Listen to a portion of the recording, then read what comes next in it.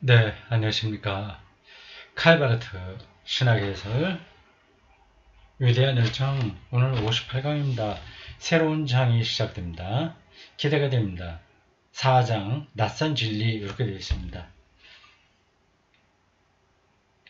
부제로 부제가 실제로 다루는 주제죠. 종교 문제예요. 종교.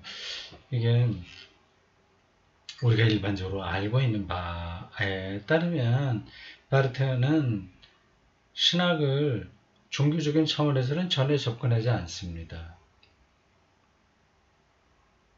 그는 종교학자가 아니라 교의학자라는 게 아주 두드러진 특징입니다. 뭐 이게 뭐 별로 그렇게 특별한 설명이 아니라고 생각하실지 모르지만 바르텔 신학을 이해하는 데는 대단히 중요합니다. 일반 종교적인 어프로치를 하지 않고 교회학적인, 특별히 또 교회 중심적인 접근을 하고 있습니다. 근데 여기서 예상외로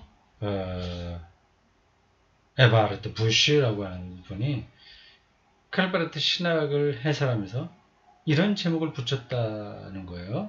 낯선 진리 해놓고 종교 문제를 다룹니다. 그러니까 바르트가 다른 종교에 대해서 발언한 것들이 별로 많지 않을 거다 저는 생각합니다. 근데 의외예요. 예상 외로 요 주제가 나오니까 이제 흥미로운 거죠. 흥미로운 거죠. 내가 몰랐던 바르트 신학의 어떤 부분을 접할 수 있을 것 같아서 그렇습니다. 243쪽입니다. 소제목 이렇게 시작합니다. 진리 질문의 어려움. 이렇게 종교하면 무엇이 진리냐 이런 거하고 맞물려 들어가거든요. 종교는 으뜸되는 가르침 이런 거 아니겠어요? 그 낱말 뜻 자체가 말입니다. 그 진리가 뭐냐? 그 불교가 얘기하는 진리, 이슬람교가 말하는 진리, 기독교 말하는 진리, 또 다른 종교 포함해서 그런 것들이 뭐냐 하는 것과 이제 서로 이야기가 되어야 종교 문제를 다룰 수 있지 않습니까? 그래서 소제목에 그런 제목이 달린 겁니다. 진리 질문의 어려움. 진리 질문. Wahrheit Frage로 되어 있습니다. 진리 질문. 바르트는 진리를 살아가는 자들에게 헌정된 크리스티안 볼프의 책인 하나님, 세계, 인간의 영혼에 관한 이성적 숙고들의 표적 그림을 보고 깊은 사색에 잠겼다. 어떤 그림일까요? 그 그림은 산, 들판, 도시, 마을 위에 드리워진 검은 구름들 사이로 문득 내려비치는 밝은 햇살을 보여준다. 이건 상상한 겁니다. 전형적인 스위스 쪽에 풍경이겠죠. 산이 있고 들판, 거기 또 중간에 도시가 있고, 하여튼 그 위로 구름들이 있고 비구름이 있겠죠. 그러니까 사이로 햇살이 비친다. 그 햇빛은 강렬한 후광을 머금고 있는데 그러나 그 중심은 인간의 눈이 감당할 수 없을 정도는 아니다. 후광은 강하고 중심은 아니다. 그 후광은 대단히 친절하면서도 약간은 포근하게 미소 짓는 사람의 얼굴 형태를 보여주기 때문이다. 그 얼굴을 지닌 사람은 예수일까요? 하늘과 땅 어디에서나 뒤로 물러나고 있는 어두운 그림자를 한없이 기뻐하는 듯 보인다. 좀 그림이 복잡한 것 같습니다. 바르트가 그렇게 표현하는 겁니다. 그래서 각주 72번 프로테스탄티슈의 테올로기 16쪽입니다. 프로테스탄트 신학이라고 하는 책 16쪽. 바르트에게 이 작품은 계몽주의 정신을 나타내는 그림이었으며 계몽주의 일깨워서 세상을 밝힌다. 그게 바른 세상이다. 거기서 인간의 구원을 맛본다. 그게 이제 계몽주의입니다. 그 안에서 위에서 말한 진리를 사랑하는 자는 선입견과 가식, 미신과 광신, 그리고 무지로 가득한 어둠 속에 빛을 비추려고 시도한다. 진리를 사랑하는 자가 이렇게 일깨우려고 한다. 칸트의 설명에 따르면 계몽주의는 칸트도 계몽주의의 반열에 속할까요? 뭐 그렇겠죠. 이성을 중시하는 철학자니까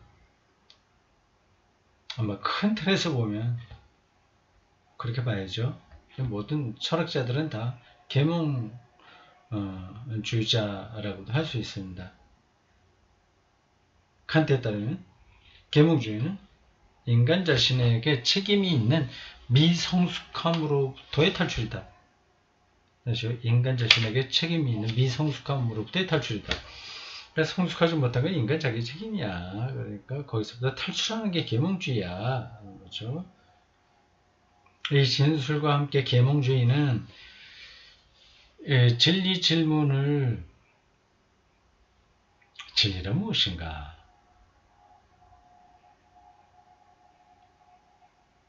빌라도가 그 법정에서 예수에게 한 질문이기도 합니다. 진리가 뭐냐? 요한복음은 진리가 너희를 자유하게 하리라 그런 말씀이 있고요.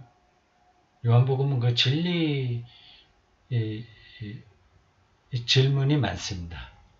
그러니까 바탕에 깔고 예수가 진리라고 하는 사실을 변증하고 있습니다. 이 진리 질문은 근대적 사고의 의사 일정에서 진행되는 과정에서 가장 우선적인 의제로 삼았다. 당연하죠. 계몽주의는 학문 안에서 자유로운 진리 탐구를 구호로 외쳤다. 모든 이제 억압되고 미몽된 데 벗어나는 거니까. 이게 모두 권위주의가 해체되는 겁니다.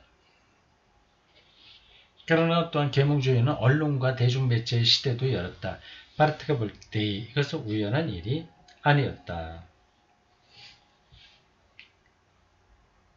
신학은 이에 대해 어떤 입장을 취해야 하는가? 바르트는 이렇게 생각했다. 바르트의 글을 인용했습니다. 각각의 시대에 현존하는 염려와 희망을 알지 못한 채 혹은 완고하게 지나치는 것은 교회를 위한 신학에게 기대하고 요청하는 것이 결코 아니다. 세상이 어떻게 돌아가는지 이거저거 아무것도 모르고 그냥 하나님만 찾는 거 이건 교회에 마땅한 태도가 아니다. 그 뜻이겠죠. 그러나 특정한 시대 관심사, 비록 그것이 악마적인 것이라고 해도 그 관심사에 대해 개방적인 태도를 취하는 것과 시대의 관심, 중요한 건 인권이면 인권, 어떤 식민지를 하는 건 그거 자본주의 거기에 이제 시대적으로 관심사항이 있잖아요. 그 이슈가 있죠.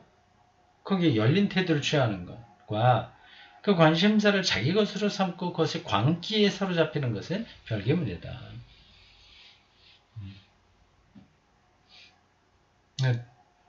예를 들자면 이런 거죠. 동성애 문제가 한국교회 뜨거운 감자잖아요. 근데 미성숙한 태도인데 어쨌든 거기에 대해서 열린 태도를 취하는 거하고 그걸 완전히 깔아뭉개는 거하고는 다른 거다. 후자는 신학이 결코 행해서는 안 될 일이다. 깔아뭉개는 거예요. 이와 같이 바르트는 근대 세계가 진리 질문을 주제로 삼았던 방식에 대해 변증법적인 입장을 취했다. 완전히 받아들이는 것도 아니고 거부하는 것도 아니고 그걸 극복하는 거죠. 그게 변증법적이라는 표현의 의미입니다.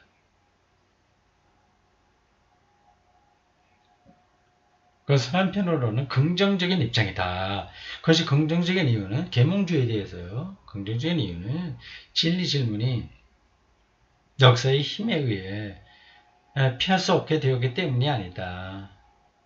바르트에 의하면 그리스도교 신학에서 그런 어떤 최종적인 불가피성이란 존재하지 않는다. 모든 것들을 다 궁극적으로 신학에 받아들여야 된다는 건 아니다는 거예요. 꼭 그렇게 해야 된 필연성이 있는 건 아니죠. 오히려 그 이유는 진리 질문이 이전 시대에는 그저 정당한 것으로 인정되었을 뿐이고 그렇게 중요하게 취급되지는 않았기 때문이다. 이미 26세에 바르트는 이렇게 말했다.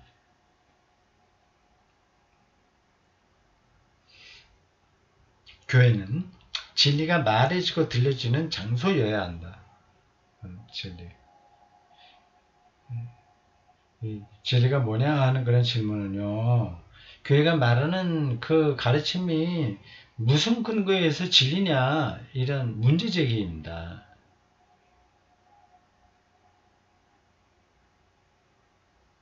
진리는 치장되지 않는 진리다. 뭐 교황이 얘기했기 때문에 진리는 아닌 거죠. 거기서 사람들은 두려워하지 않으면 아무것도 숨기지 않으면 아무것도 미워하지 않으면 아무것도 곡해하지 않는다. 거기에서는 진리 질문에서는 어떤 문구나 말들도 근거 없이 발설되지 않는다. 근거 없이 발설되지 않는다. 근거가 중요해요. 비록 일상의 삶에서는 그런 것들 끊임없이 들을 수밖에 없지만 말이다. 막 구호 외치고 선전하고 뭐 그런 것들은 다 근거 없이 발설되는 거죠. 거기서 우리는 있는 그대로 말한다. 왜냐하면 본래 인간성은 일용할 양식보다 진리를 더 필요로 하기 때문이다. 후에 바르트는 이렇게 말했다. 따라서 설교는 그것이 도대체 정말인가? 참된가? 라는 질문에 대답해야 한다.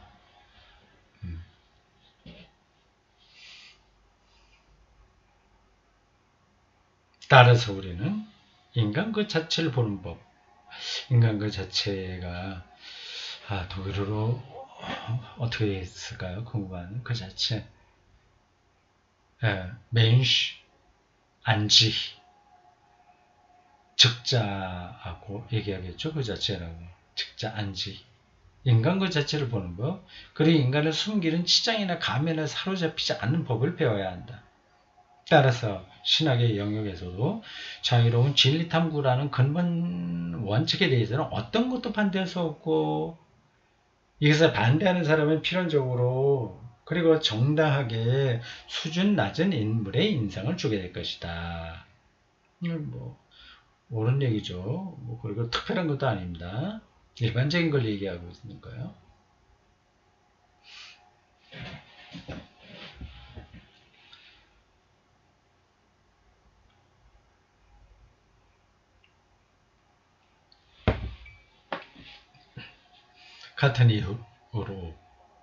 같은 이유로 제가 발음할 때 어떤 때는 참 세요. 이게 좀 더 또박또박 한자 숨과 성대와 생각 이렇게 딱 일치가 돼야 되는데 그게 어느 하나가 흐트러지면 그게 말이 이게 발음이 셉니다. 그 말하는 것에 집중력이 또 필요한데 그것도 쉽지 않네요. 약간 그 집중력이 흐트러지면 벌써 발음에서도 표시가 납니다. 그건 뭐 성격 문제이기도 하고요. 그러나 만약 성격적으로 막 모든 걸 밀고 나가는 사람이라면 뭐 말이 헛나올 때가 없죠. 이게 제가 성격 적인 것도 좀 여기에 포함되는 것 같아요. 좀 소극적이라서 이것저것 같이 막 복잡하게 생각하다 보니까 이걸 말해 말아 이게 맞는 거야? 만약에 다른 이렇게 자기 주장을 하면서도 그 반론이 이제 귀에 들리거든요. 그럼 그 반론에 대해서 내가 어떻게 얘기를 해야 되나는 것까지 막 복잡하게 돌아가다 보니까 발음이 그 순간에 어떤 초점을 좀 놓치게 되는 겁니다. 이건 이제 좋은 버릇이 아닌데, 그렇게, 그럴 때가 좀 있어요.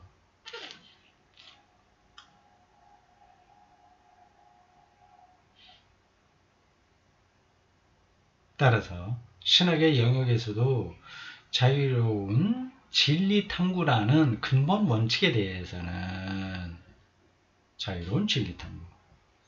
어떤 것도 반대할 수 없고 이것에 반대하는 사람은 고 얘기했죠. 같은 이유로 바르트는 1948년에 앞서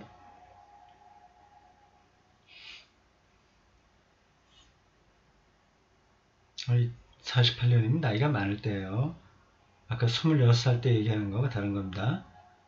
1948년에 앞서 말한 칸트의 구호를 인용하면서 희망을 이렇게 표현했다. 1948년에 어떤 특별한 일이 있었나요? 읽어보겠습니다. 20세기의 전반기가 끝나는 때군요. 우리에게 그렇게도 심각하고 암울한 광기를 가져다 준 뒤에 1차, 2차 세계대전을 가리킵니다. 20세기 후반기에는 그로 인한 계몽의 시대가 된다면 그것은 좋은 일일 것이다. 계몽주의는 훨씬 전부터 시작한 거죠. 18세기, 19세기. 근데 20세기만 보면 1차, 2차는 계몽주의가 실패한 거로 나타났어요. 근데 이제 후반기에 새로운 계몽주의 시대가 오면 좋다. 그 말이죠. 바르트는 1941년도에도 스위스의 출판 검열과 관련하여 2차 세계대전 끝나기 전이죠. 히틀러 나치즘에 자기 나라가 이렇게 휘청거릴 때 거의 따라가고 할 때겠죠. 그 검열의 특징은 그것이 검열이 아니라는 주장이었다. 검열이 아니라고 하면서 검열하고 있는 건데 이렇게 선언한 바 있다. 바르티의 말 직접 인용합니다. 출판의 자유를 위해서는 그리고 공적인 언론의 자유를 위해서는 전쟁의 위험도 감수할 만한 가치가 있다. 이렇게 말하는 거는 좀 어울리지 않긴 한데 전쟁의 위험을 감수하면서까지 출판 검열 자유 그 맞는 이야기긴 한데 이렇게 전쟁을 감수할 만한 가치가 있다고 말하는 것 자체는 굉장히 경솔한 거죠. 웬만해서는 그 말은 꺼내지 말고 자기 주장을 할 것 같은데 바르트 같으면 근데 그 당시 이렇게 말할 수밖에 없던 속사정이 있겠죠. 히틀러 나치즘을 전제하고 이런 글도 읽어야 되겠습니다. 간단히 말해 교회는 공허하고 쓸모없고 위험한 말들이 난무하게 될 위험을 감수하고서 바른 말이 크게 들리게 되는 기회가 없지 않는다는 사실을 표방해야 한다. 굉장히 역설적인 표현입니다. 전쟁이 일어나도 뭐 괜찮다 하는 게 아니라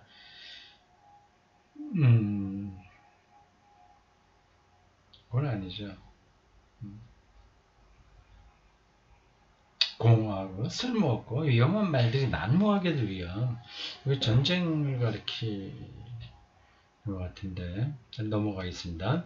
다른 한편으로 볼 때 계몽에도 불구하고 그렇게도 많은 암울한 광기는 어디서 온가?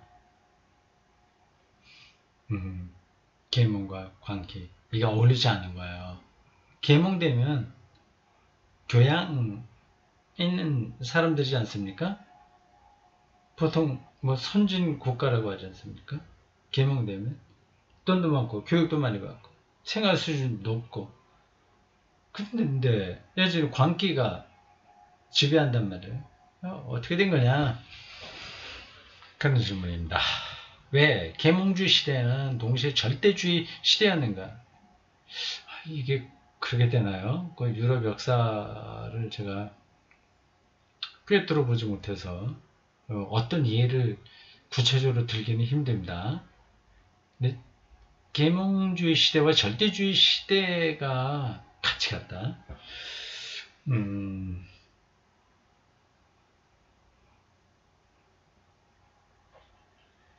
가봅시다. 계몽주의 시대가 한편으로는 그토록 열정적으로 어둠에 대항하여 이성의 빛을 대립시켰던 반면 다른 한편으로 그 어둠을 또한 원하기도 했다는 절대주의는 어둠이니까요. 그것은 그 시대의 기이한 특성 아닌가. 그러니까 나치즘도 대단히 이성적이고 대단히 계몽적이었던 거죠. 첨단의 과학, 인문학, 철학 그런 발전이 된 그 시대이고 그 집단이라고 할 수 있습니다. 근데 광기가 나타난 거예요.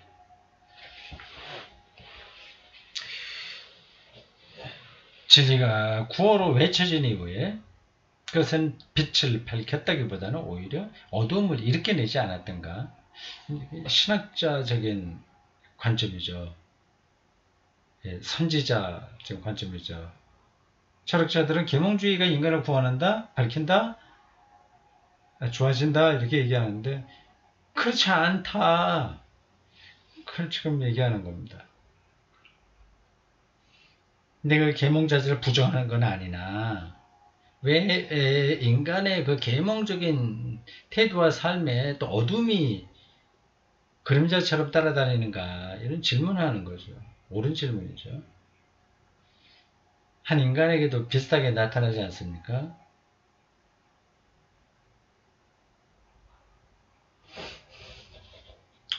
그 결과 진리를 가리키는 이라는 사람은 대부분 물길을 거슬러 헤엄쳐야만 했다.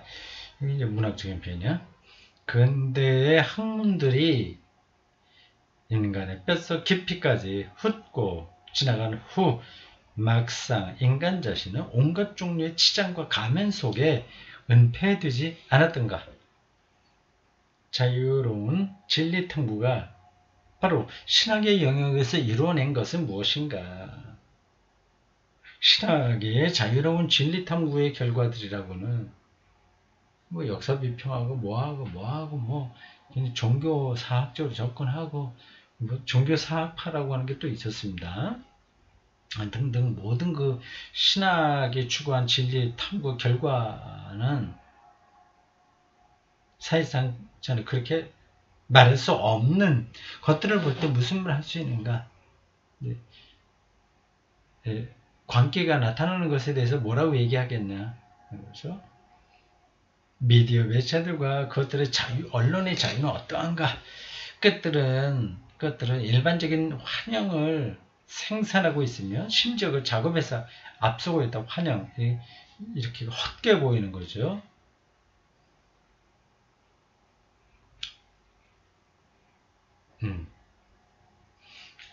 어떤 일방적인 관심사에 봉사하는 해석들, 아첨들, 고무 찬양들, 비방들을 사용함으로써 언제나 특정한 여론의 노예가 되는 동시에 폭군이 됨으로써 우리 모두의 머리와 마음과 양심에 매일같이 강압적으로 주입하려고 하는 출판물을 사용함으로써 강압적으로 주입하려는 출판물. 지금 바르트가 오늘날에 오면 더 놀라겠죠. 놀랄 정도가 아닐 겁니다. 지금 초등학생들 다 스마트폰 쓰고 게임하고 여러 가지 다른 유튜브에 들어가서 시간을 다 보내고 세뇌 당하고 있는 겁니다. 좋은 프로그램도 당연히 있겠으나 그렇지 않은 게 훨씬 더 많은 거죠.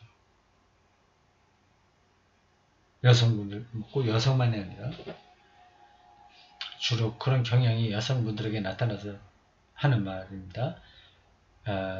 스마트폰 하나로 이제 모든 물건을 다 구입할 수 있단 말이에요.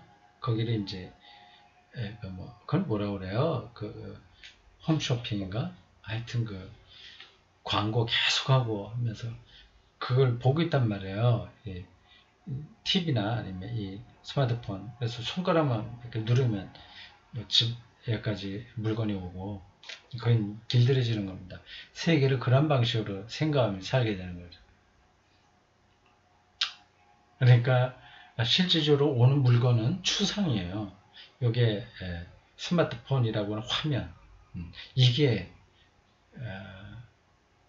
리얼리티죠. 그런 분들은 그렇게 느끼게 될 겁니다. 뭐 지금은 안 그렇게 생각하겠죠. 뭐 전혀 나는 그렇게 휩쓸리지 않는다 하겠는데 뭐 어린 청소년들에게 노출된 이 스마트폰 중심의 이 문화가 어떤 영향을 끼칠지 염려스럽습니다. 강압적으로 주입하려고 하는 출판물을 사용함으로써 대중매체들은 일반화된 환영을 만들어내고 있다. 환영, 추상인 거예요. 환영. 헛거죠. 헛게 보이는 거죠. 그게 진짜처럼 느끼는 거죠. 그래서 바르트는 제3제국이 히틀러 가리킵니다. 특별히 교활했던 면을 조직적인 기만 속에서 보았다.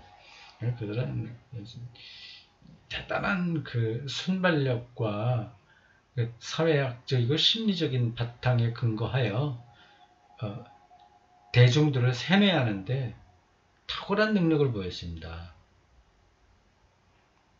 지금 뭐 현대 그 기업들과 홍보 매체들은 훨씬 더 교묘하게 그런 일들을 하죠. 제3제국의 언론 출판은 조직적인 기만으로 독일의 삶 전체를 중독시켰다. 그게 좀 불가사의죠. 독일처럼 철학, 예술, 문학 이런 것도 뛰어났던 민족이 히틀러라고 하는 한 사람에 의해서 광기 속으로 빠져들어간다고 하는 게 이해가 안 됩니다. 근데 그런 일이 실제 벌어졌거든요. 그러니까 계몽주의가 어떻게 광기까지 불러오냐 이런 것에 대해서 신학적인 질문을 좀 하고 있는 거죠. 그러나 바르트에게 그 현상은 광범위한 문제의 한 가지 증상에 불과했다. 여기서 왜 근대에 들어서서 진리가 추구되었는지, 진리 또한 왜 나오네. 조금 아까 내가 나치즘의 그 대중선전 얘기하면서 떠올랐던 단어 말하려다가 그만뒀는데 여기 나오네. 프로파간다. 이게 공산주의 체제에서 많이 사용됩니다. 북한 체제가 거의 현재로서는 세계에서 가장 전형적인 그 모습을 나타내고 있죠. 우리 대한민국이나 다른 이런 쪽에 있는 나라들도 사실은 이 프로파간다에 넘어가고 있는 겁니다. 그 북한 집단은 김정은 독재 체제라고 한다면 우리나라 같은 데는 이제 자본주의 독재라고 할 수 있겠죠. 내용은 비슷합니다. 프로파간다, 꽃을 피우게 되었는지를 이해하는 것이 중요하다. 선전, 이게 강압적으로 주입하는 모든 것들이에요. 프로파간다, 선전이란 이데올로기의 특별한 기술임의 작품이다. 기술, 작품이다. 선전은 각각의 이데올로기들이 자신의 경쟁 상대들을 완전히 무가치하고 파멸적이라는 것을 증명해 보이려는 의도를 배후에 두고 자신의 우수성과 유용성을 체계적으로 제시하려는 것이다. 진리는 공표되어지면 나치즘에서 게르만 민족의 우월성, 자기들이 목표로 하는 제3제국, 그런 것들, 그게 이제 진리죠, 그들에게는. 진리. 그러니까 진리라고 하는 게 객관적인 사실로 나타나지는 않습니다. 인간의 역사에는. 충돌하고 있어요. 진리는 공표되었지만 그만큼 그 기만도 승리를 거두었고, 그 기만 속에서 인간의 악함과 우둔함, 그리고 인간이 계속 반복해서 자초하는 모든 위기는 정점에 도달한 듯이 합작하여 기승을 부렸다. 교회교약 4권, 4부, 3권, 500쪽에 있군요. 벌써 그렇게 오래전에 글인데 오늘 이 시대를 이미 말하고 있는 것 같지 않습니까? 나르트는 그러니까 선지자예요. 맞습니다. 이거 파르티의 교육이야. 직접 한번 읽어봐야 되겠습니다. 너무 이게 방대해서 번역된 게 아마 다 번역되긴 했을 겁니다. 오랜 작업 끝에 참 이게 좀 상황이 좀 웃기는 겁니다. 일본에 비해서 우리나라 교회 세력이 얼마나 큽니까? 교회 숫자도 많고 물적 토대도 많고 모든 면에서 압도적인데 신학 책에서는 우리가 오히려 훨씬 뒤떨어집니다. 아마 이 교회교약을 일본 교회에서는 진작에 정확하게 확인 안 해봤습니다만은 1970년대 이전에 다 번역 끝냈을 거요. 근데 우리는 뭐 한참 뒤에 그것도 가까스로 전문적인 번역자들을 잘 키워서 하지 못하고 억지로 그냥 해내야 된다는 강박으로 일을 실어낸 것 같습니다. 그 책을 어쨌든 번역됐다고 하니까 이제 읽기가 훨씬 낫겠죠. 원서 읽으려면 너무 시간이 걸리니까 그거 읽고 싶네요. 또 알았습니다. 자, 오늘 여기까지 하겠습니다. 수고했습니다.